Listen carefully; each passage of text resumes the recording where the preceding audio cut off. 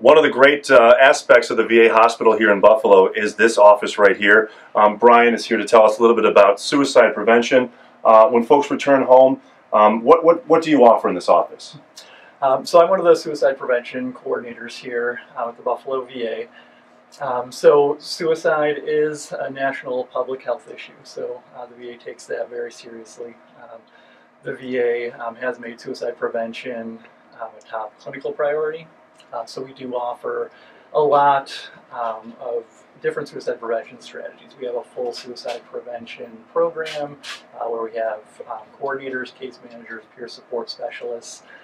And our goal is to identify high-risk veterans, so any veterans that would potentially be at risk for suicide or any sort of crisis. We like to identify them and get them linked with VA care.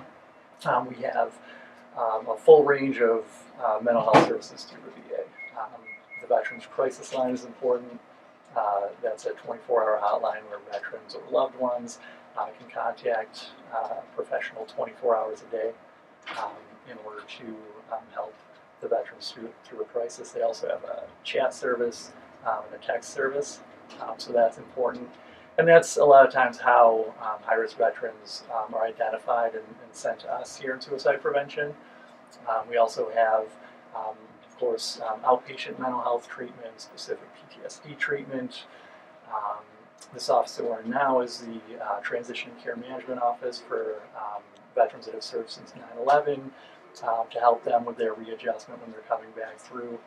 So all these services are important aspects of basically identifying the veterans' needs and getting them the help that they need in that moment and helping them through any crisis. So for some of the younger men and women that are returning home, they're coming home after 9/11, maybe they were deployed and they're maybe not sure exactly where to turn. They're having maybe some thoughts, they're concerned about a loved one that they know. Do they just stop in, or how do we contact you? Yeah, so the crisis line is always an option. The way that it works when someone contacts the crisis line, whether it be the veteran themselves or a family member, if they're agreeable, then the professional that they're talking to on the crisis line would put in a consult to our suicide prevention program. So that would alert us to then reach out to that veteran. In any more emergent circumstances, they would get linked with more immediate treatment. So we kind of help along the way with that in any crisis situations. The newer veterans can always stop into this office, the Transition and Care Management Office. It's a great way to just get connected with care. The care managers here can just kind of connect them with services and help them navigate the VA system in general. Sometimes just getting your foot in the door is difficult, and this office in particular does help with that and kind of helps the transition to VA care a little bit easier sometimes.